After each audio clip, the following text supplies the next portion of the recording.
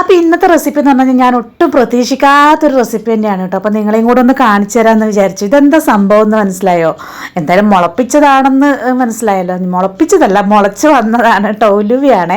ആദ്യമായിട്ടായിരിക്കും ഇങ്ങനെ ഒരു സംഭവം നമ്മൾ മുളപ്പിച്ചിട്ട് കഴിക്കാൻ പോകുന്നത്. എനിക്ക് തോന്നുന്നു ഉലുവ നമ്മൾ മുളപ്പിച്ചിട്ട് ഞാൻ ഇതുവരെ കണ്ടിട്ടില്ല കേട്ടോ. അതുകൊണ്ട് തന്നെ ഞാൻ ഗൂഗിൾ സെർച്ച് ചെയ്ത് നോക്കിയിട്ടാണ് ഞാനിത് റെസിപ്പി ഉണ്ടാക്കാൻ പോകുന്നത്. അതായത് ഈ മുളപ്പിച്ച ഉലുവ നമുക്ക് കഴിക്കാൻ പാടുണ്ടോന്ന്. ബാക്കി ധാന്യങ്ങളൊക്കെ നമ്മൾ മുളപ്പിച്ച് കഴിക്കാറുണ്ടെങ്കിലും ഉലുവ അങ്ങനെ ഇതുവരെ ആരും കഴിക്കുന്ന കണ്ടിട്ടില്ലല്ലോ.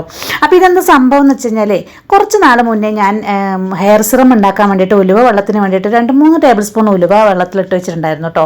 എന്നിട്ട് ആ വെള്ളം എടുത്ത് തലയിൽ യൂസ് ചെയ്യാമെന്ന് വെച്ചിട്ട് വെള്ളം അരിച്ചെടുത്തിട്ടുണ്ടായിരുന്നു. അപ്പോൾ ആ ഉലുവ ഞാൻ ദോശമാവിനൊക്കെ അരക്കുമ്പോൾ ചേർക്കാമെന്ന് കരുതിയിട്ട് ഫ്രിഡ്ജിൽ വെച്ചിട്ടുണ്ടായിരുന്നു.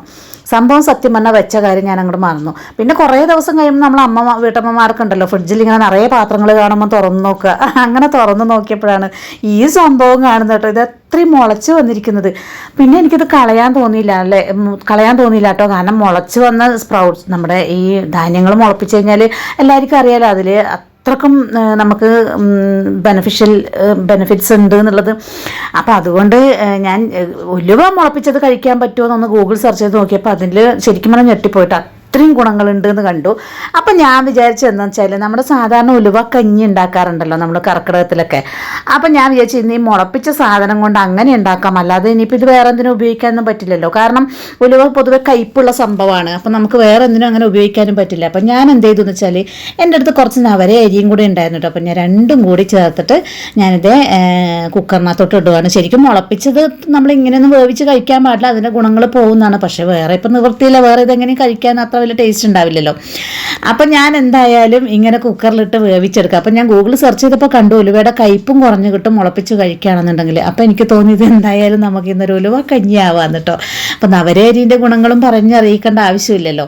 അപ്പോൾ അത് രണ്ടും കൂടി ഞാനങ്ങ് കുക്കറിലവിടെ ഇട്ടിട്ട് നന്നായി ഒന്ന് വേവിച്ചെടുത്തു കേട്ടോ. അപ്പോൾ ആ നേരം കൊണ്ട് കുറച്ച് നാളികേരം നമ്മൾ തേങ്ങാപ്പാൽ ചേർത്തിട്ടാണ് ഉലുവക്കഞ്ഞി, മധുരക്കഞ്ഞിയാണ് കേട്ടോ ഞാൻ ഉണ്ടാക്കാൻ ഉദ്ദേശിക്കുന്നത്. കാരണം ഉലുവ കയ്പല്ലേ. അപ്പം ഞാനതൊരു മധുരക്കഞ്ഞിയാണ് ഉണ്ടാക്കാൻ ഉദ്ദേശിക്കുന്നത്. അപ്പം ഞാൻ കുറച്ച് നാളികേരം ചതച്ച് പാലെടുക്കണം. അപ്പം കുറച്ച് ഇതേ തേങ്ങ ചിരകുന്ന സമയത്ത് അടർന്നു വന്നതൊക്കെ ഉണ്ട്, അതൊക്കെ ചേർത്തിട്ടാണ് കേട്ടോ. നന്നായിട്ടൊന്ന് കറക്കിയിട്ട്, ഫൈനായിട്ട് അരച്ചെടുക്കില്ല, നന്നായിട്ടൊന്ന് കറക്കിയിട്ട് തേങ്ങാപ്പാൽ നന്നായി ഇളകി അങ്ങനെ ആ ഒരു പരുവത്തിലാണ് ഞാൻ ഈ തേങ്ങ ഇതിൽ ചേർക്കാൻ പോണത്. അപ്പോഴേക്കും ഇതേ ഒരു ഫസ്റ്റ് വിസിലടിച്ച് 2-3 വിസിൽ സിമ്മിലിട്ടപ്പോഴത്തേക്ക് നമ്മുടെ അരിയൊക്കെ വെന്ത് വന്നിട്ടുണ്ടായിരുന്നു. നമ്മുടെ ഈ ഉലുവ വെന്തിട്ടുണ്ടെങ്കിലും പക്ഷെ അങ്ങനെ തന്നെ നിൽക്കുന്നുണ്ട് കേട്ടോ, മനസ്സിലാകുന്നുണ്ടല്ലോ അതെ.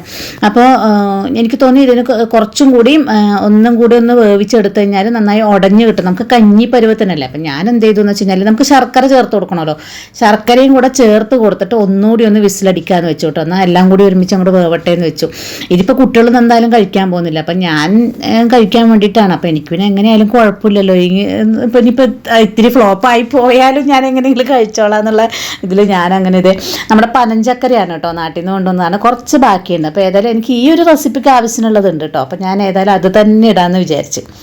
അപ്പോൾ നമ്മുടെ പനഞ്ചക്കരയും കൂടെ ചേർത്ത് കൊടുത്തിട്ടേ ഒരിത്തിരി വെള്ളവും കൂടെ ചേർത്ത് കൊടുത്തിട്ട് ഞാൻ വിചാരിച്ചു ഇനി ഒന്നുകൂടി ഒന്ന് വിസിലിട്ട് അടിച്ചെടുക്കാൻ. എന്നാൽ അപ്പോഴേക്കും നന്നായിട്ട് നമ്മുടെ അരി ഒന്ന് കുഴഞ്ഞ് കിട്ടുന്നതായിരിക്കും. കഞ്ഞി പരുവത്തിനല്ലേ, അങ്ങനെ ആകുമ്പോഴാണ് ടേസ്റ്റ് ഉണ്ടാവുക. അപ്പം ഞാൻ ആ ശർക്കരയും ചേർത്ത് കൊടുത്തിട്ട് കുറച്ചും കൂടെ വെള്ളമൊഴിച്ച് ഒരു വിസിൽ മാത്രം അടിച്ചു കൊടുത്തു കേട്ടോ. ഒറ്റ വിസിൽ മാത്രം ഒന്ന് അടിച്ചെടുത്തു കേട്ടോ. അപ്പോൾ അങ്ങനെ ഒറ്റ വിസിൽ എടുക്കുമ്പോഴേക്കും നമ്മുടെ അരി കുറച്ചും കൂടി നന്നായിട്ടൊന്ന് കുഴഞ്ഞു കിട്ടും. അങ്ങനെയാകുമ്പോഴാണ് കഴിക്കാൻ ടേസ്റ്റ് കേട്ടോ. അപ്പോൾ അങ്ങനെ ഇത് ഒരു വിസിലും കൂടെ അടിച്ചെടുത്ത് ഒരല്പം കൂടെ വെള്ളവും ചേർത്ത് അടിച്ചെടുത്തപ്പോഴേക്കും കറക്റ്റായിട്ട് എല്ലാം വന്നിട്ടുണ്ട് കേട്ടോ. അരിയും പാകത്തിന് വെന്തു. നമ്മുടെ ഉലുവ പിന്നെ വെന്താലും അങ്ങനെ തന്നെ ഇരിക്കുന്നുണ്ട്, അങ്ങനെ കുഴഞ്ഞൊന്നും പോകുന്നില്ല. ആ മുള വന്നതൊക്കെ അങ്ങനെ തന്നെ ഇരിക്കുന്നുണ്ട്. ഇനിയിപ്പോൾ നമുക്ക് കഞ്ഞി ആയതുകൊണ്ട് തന്നെ ഞാൻ വെച്ചൊന്ന് കുറച്ച് ചെറുതായിട്ടൊന്ന് ഈ തവി വെച്ചിട്ട് തന്നെ ജസ്റ്റ് ഒന്നിങ്ങനെ ഇളക്കി ഉടച്ചു കൊടുക്കുക. വേറെ നന്നായിട്ടൊന്നും അല്ല, ജസ്റ്റ് ഒന്ന് ഇങ്ങനെ ഈ തവി വെച്ചിട്ട് തന്നെ ഇങ്ങനെ നന്നായിട്ടൊന്ന് ഉടച്ചു കൊടുക്കാമെന്ന് വിചാരിച്ചു. ഒരുപാട് അങ്ങ് ഉടയണ്ട, കുറച്ച്. അപ്പോൾ ഇതേ അങ്ങനെ ഉടച്ചെടുത്തിട്ടുണ്ട് കേട്ടോ. അപ്പോൾ അത് കഴിഞ്ഞിട്ട് നമ്മൾ നേരത്തെ ഞാൻ പറഞ്ഞില്ലേ തേങ്ങ, അത് ഞാൻ അടിച്ചെടുത്തു. പാല് മാത്രം ചേർത്ത് കൊടുക്കുകയാണെങ്കിൽ അങ്ങനെയും പറ്റും. പക്ഷെ ഞാൻ എപ്പോഴും ഇങ്ങനെയാണ് ചേർക്കാറ്. മുമ്പ് ഉലുവക്കഞ്ഞിയായിട്ടല്ല, ഞാൻ എല്ലാ ധാന്യങ്ങളും ചേർത്ത് നവരേരിയൊക്കെ ചേർത്ത് ഉലുവയൊക്കെ ചേർത്ത് ഞാൻ കുറച്ച് തവണയൊക്കെ ഓരോ വർഷം ഉണ്ടാക്കിയിട്ടുണ്ട്. അപ്പം ഇപ്പോൾ 1-2 വർഷമായിട്ട് ഉണ്ടാക്കാറില്ല കേട്ടോ. അങ്ങനെ കൊണ്ടുവച്ച നവരേരി ആയിരുന്നു, അത് ഫ്രിഡ്ജിൽ തന്നെ കിടപ്പുണ്ടായിരുന്നു കേട്ടോ. പിന്നെ ഇത് അതിനകത്തോട്ട് ഒരു നുള്ളു ഉപ്പും കൂടെ ചേർത്ത് കൊടുത്തു, നമ്മുടെ മധുരം ബാലൻസ് ചെയ്യണ്ടേ. ഇനിയിപ്പോൾ നമ്മൾ ആ നാളികേരമൊക്കെ ചേർത്ത് കൊടുത്തല്ലേ, ഒന്നും കൂടി ഒന്ന് ചൂടാക്കി എടുക്കണം. അതായത് ഒരുപാട് വേണ്ട, ജസ്റ്റ് ഒന്ന് തിള വരുമ്പോഴേക്ക് നമുക്ക് ഓഫാക്കി എടുക്കാം. അപ്പം തേങ്ങാപ്പാലിൻ്റെ ടേസ്റ്റ് മാറില്ല, കാരണം നന്നായി തിളപ്പിച്ചാൽ തേങ്ങാപ്പാലിൻ്റെ ടേസ്റ്റൊക്കെ മാറില്ല. അപ്പോൾ ഇത് നന്നായിട്ടൊന്ന് ചൂടാക്കി തിള വരുന്നെന്ന് തുടങ്ങുമ്പോൾ അതേ കുറച്ച് ജീരകപ്പൊടി ഏലക്കപ്പൊടിയും ചേർത്ത് കൊടുത്തു. അപ്പോൾ ചുക്കുപൊടി ഉണ്ടെങ്കിൽ അതും നല്ലതാണ് കേട്ടോ. ഞാൻ ചുക്കുണ്ട് എൻ്റെ അടുത്ത്, പക്ഷേ പൊടിച്ച് വെച്ചതൊന്നുമില്ല. പിന്നെ ഞാൻ മടി പിടിച്ചു, എനിക്കിപ്പം ഒന്ന് പുറത്തു പോകാനും ഉണ്ട് കേട്ടോ. അപ്പോൾ ഞാൻ പെട്ടെന്നൊന്ന് ഉണ്ടാക്കിയെടുക്കാമെന്ന് വിചാരിച്ചിട്ടാണ്. പിന്നെ എനിക്കായിട്ട് അത് ഉലുവ കളയണ്ടല്ലോ എന്ന് കരുതി എനിക്കായിട്ട് ഉണ്ടാക്കുന്നതല്ലേ. അപ്പം പിന്നെ ഇത്തിരി തട്ടിക്കൂട്ട് പരിപാടിയൊക്കെ മതി എന്ന് വിചാരിച്ചു. പക്ഷേ ആൾക്ക് ഭയങ്കര ഇഷ്ടമാണ് കേട്ടോ, എൻ്റെ ഹസ്ബൻഡിന് ഭയങ്കര ഇഷ്ടമാണ്, ആളും കഴിക്കും കേട്ടോ. അപ്പോൾ ഉണ്ടാക്കി നോക്കി ടേസ്റ്റ് ഉണ്ടെന്നുണ്ടെങ്കിൽ ഞാൻ ആൾക്കും കൂടി കൊടുക്കും, കുട്ടികൾ എന്തായാലും കഴിക്കില്ല. പിന്നെ ഇതേ കുറച്ച് നമ്മുടെ നെയ്യും കൂടെ ചേർത്ത് കൊടുത്തു. അതും കൂടെ ചേർത്ത് കൊടുത്തപ്പോഴേക്കും നമ്മുടെ സംഭവം റെഡി ആയിട്ടുണ്ട്. പിന്നെ ഞാനിത് എനിക്ക് പുറത്തു പോകാനുള്ളതുകൊണ്ട് കുറച്ച് എനിക്കിത് ഭയങ്കര ഇഷ്ടമാണ് കേട്ടോ. മുമ്പ് ഞങ്ങൾ ഉണ്ടാക്കി കഴിക്കുന്നതാണിത്, മുളപ്പിച്ചിട്ട് കഴിച്ചിട്ടില്ല എന്നേ ഉള്ളൂ. അപ്പം ഞാൻ ഏതായാലും ഒന്ന് വേഗം ടേസ്റ്റ് നോക്കാമെന്ന് കരുതി ഒരു പ്ലേറ്റിൽ വെച്ച് തണിച്ചിട്ട് ഞാൻ കഴിച്ചു കേട്ടോ. എന്നിട്ട് ഇതേ പോയി വന്നതിന് ശേഷമാണ് ഇത് സംഭവം ബൗളിലൊക്കെ വെച്ച് വീഡിയോക്ക് വേണ്ടിയിട്ട് ഇങ്ങനെ ഇത് എടുത്ത് നോക്കി. അപ്പം സത്യം പറഞ്ഞു കഴിഞ്ഞാൽ മുളപ്പിച്ചുണ്ടാക്കുന്നതും അല്ലാത്തതും തമ്മിൽ വലിയ വ്യത്യാസമൊന്നും എനിക്ക് തോന്നിയില്ല, നല്ല ടേസ്റ്റ് ഉണ്ടായിരുന്നു. പൊതുവേ എനിക്ക് ഈ സംഭവം ഭയങ്കര ഇഷ്ടമാണ് കേട്ടോ. ആ ഒരു ഉലുവയും നവരയൊക്കെ അരിയൊക്കെ വെന്ത് വന്നിട്ടുള്ളൊരു വല്ലാത്ത മണം ഉണ്ടല്ലോ, അതെനിക്ക് ഭയങ്കര ഇഷ്ടമാണ്, കഴിച്ചുകൊണ്ടിരിക്കാൻ തോന്നും കേട്ടോ. അപ്പോൾ എന്തായാലും സംഭവം ഏതായാലും അടിപൊളിയാണ്. മുളപ്പിച്ച ഉലുവ കൊണ്ട് ആദ്യമായിട്ടായിരിക്കും അല്ലേ ഇങ്ങനെ ഒരു ഉലുവക്കഞ്ഞി ഉണ്ടാക്കുന്നത്. എന്തായാലും സംഭവം സൂപ്പറാണ് കേട്ടോ.